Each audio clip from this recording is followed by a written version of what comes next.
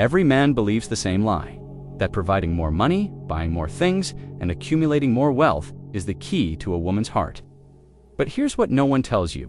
While you're chasing dollars, she's evaluating something far deeper. Something that can't be bought, can't be faked, and can't be negotiated. Today, I'm going to destroy the biggest misconception modern men have about what women actually value. And by the end of this video, you'll understand why the richest men often lose the women they love most. I'm not here to tell you money doesn't matter. It does. But if you think financial provision is the primary currency of attraction, you're playing a game you'll never win. Because while you're counting dollars, she's measuring something infinitely more valuable. Your character, your presence, your ability to remain unshaken when the world tries to break you. The Stoics understood this 2,000 years ago. Marcus Aurelius, one of the most powerful men in history, wrote extensively about the qualities that truly matter. Not wealth, not status symbols, but the strength of character that endures when everything else falls away. Here's the truth that will shatter everything you thought you knew about women. A woman would rather be with a man who makes $50,000 a year and has complete emotional control than a millionaire who loses his mind every time the stock market dips. Why? Because emotional stability signals something primal, something that touches the deepest part of human psychology. It signals that you can protect not just her physical safety, but her emotional well-being. That when life throws its inevitable storms, you won't crumble under pressure. Think about it. Money can disappear overnight. Businesses fail. Markets crash. Jobs are lost. But a man who can remain calm in chaos, that's a fortress she can trust. That's security that can't be taken away by external circumstances. I've watched marriages worth millions dissolve because the man couldn't control his reactions. I've seen relationships thrive in one-bedroom apartments because the man had mastered his emotions. The difference: one man built his identity on his bank account, the other built it on his character. Seneca wrote, "The mind that is anxious about future misfortunes is miserable." When you anchor your worth in external things, money, status, possessions, you become a slave to circumstances. But when you anchor your worth in your ability to respond with wisdom and calm, you become unshakable. She's watching how you handle stress, how you respond to criticism, how you react when plans fall apart. These moments reveal more about your character than a dozen expensive dinners ever could. Women are attracted to mission, not money. They want a man who's building something meaningful, not just accumulating wealth for its own sake. There's a massive difference between a man who works for purpose and a man who works for profit. Purpose gives you direction. It makes your eyes light up when you talk about your work. It creates a magnetic energy that draws people toward you. Money by itself creates only temporary excitement and long-term emptiness. I know men making 7 figures who hate their lives. Their relationships suffer because they've traded their souls for security. Compare that to the man who makes less but wakes up every morning knowing exactly why he's doing what he's doing. Which one would you rather be around?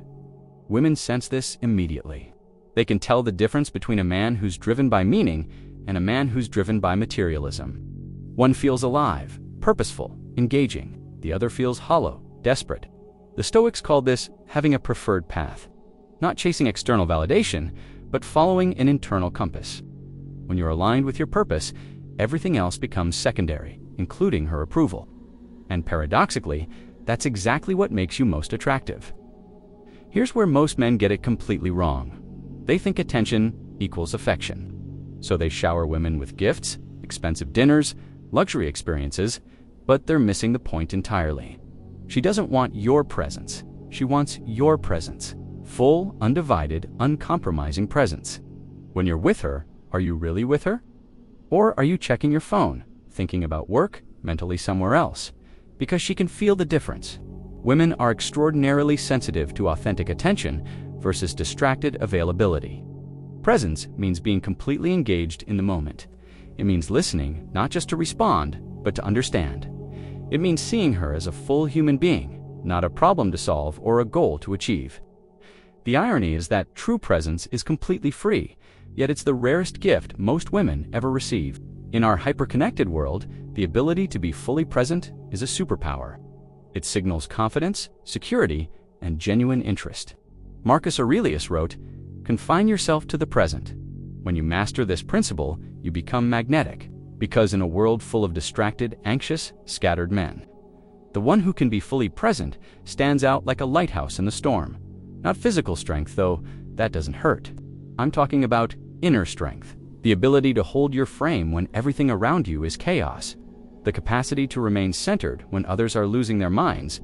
This is about psychological resilience, the quiet confidence that comes from knowing you can handle whatever life throws at you. It's the opposite of neediness, desperation, or constant validation seeking. Strong men don't need to prove their strength. They don't need to dominate conversations or win every argument. Their strength is evident in their calmness, their self-assurance, their ability to let small things go while standing firm on what matters. Here's what this looks like in practice. When she's having a bad day, you don't try to fix her emotions or get defensive about her mood. You remain stable while she works through her feelings. When she tests your boundaries will you maintain them without anger or resentment. Epictetus taught that strength comes from focusing on what you can control and accepting what you cannot. This creates an unshakable foundation that external circumstances cannot touch. Women find this incredibly attractive because it represents safety, security, and leadership. Women are attracted to trajectory, not just current position. They want to see that you're constantly becoming a better version of yourself. Not for her, but for you. This signals that you have the capacity for long-term thinking and self-improvement. Growth means you're not the same man today that you were yesterday. You're reading, learning, developing new skills, challenging yourself. You have goals that extend beyond material accumulation.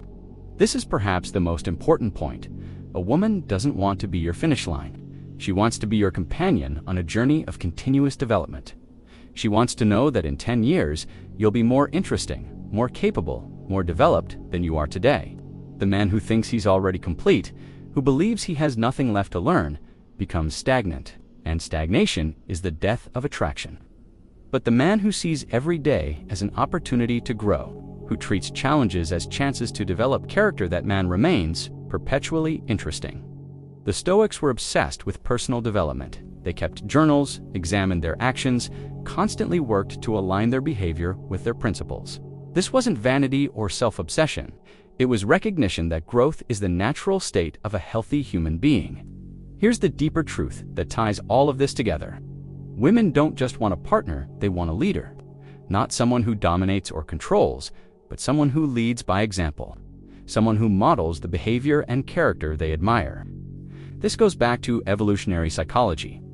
For thousands of years, women have been attracted to men who could provide not just resources, but security, stability, and guidance. These traits are far more important than any material possession. When you embody these 5 qualities: emotional stability, purpose, presence, strength, and growth, we become the kind of man that women naturally gravitate toward. Not because you're perfect, but because you're authentic. Not because you have everything figured out, but because you're committed to figuring it out. The beautiful irony is that when you stop trying to attract women with external things and start developing these internal qualities, you become naturally attractive, not just to women, but to everyone. Because these are the qualities that make someone worth being around. So how do you develop these qualities? Start with emotional regulation. Learn to pause before reacting. When you feel anger, frustration, or anxiety rising, take 3 deep breaths and ask yourself, how can I respond to this situation in a way that reflects my values? Clarify your purpose. What are you building that's bigger than yourself? What legacy do you want to leave? This doesn't have to be grandiose, it just has to be meaningful to you. Practice presence. Put your phone away when you're with people. Listen more than you speak. Pay attention to the details of your environment and the people in your life. Build your strength through discipline. Not just physical discipline, but mental and emotional discipline. Keep your commitments to yourself. Do what you say you're going to do, especially when you don't feel like doing it. Commit to growth. Read books. Learn new skills. Challenge your assumptions. Surround yourself with people who inspire you to become better. The man who thinks money is the answer to relationships is like the man who thinks a map is the same as the territory. He's confusing the symbol with the reality. Money is a tool, nothing more. It can enhance a life, but it cannot create one. Real attraction, lasting attraction, comes from character, from the quiet confidence of a man who knows who he is and where he's going. from the steady strength of someone who can remain calm in the storm, from the magnetic presence of someone who is fully engaged with life. The Stoics understood this. They knew that external things are temporary, but character is permanent. They knew that the man who builds his life on internal strength creates something that cannot be shaken by circumstances. You have a choice. You can continue chasing external validation, hoping that the next promotion, the next purchase, the next achievement will finally make you attractive. Or you can do the harder, more rewarding work of building yourself into the kind of man that others naturally want to be around.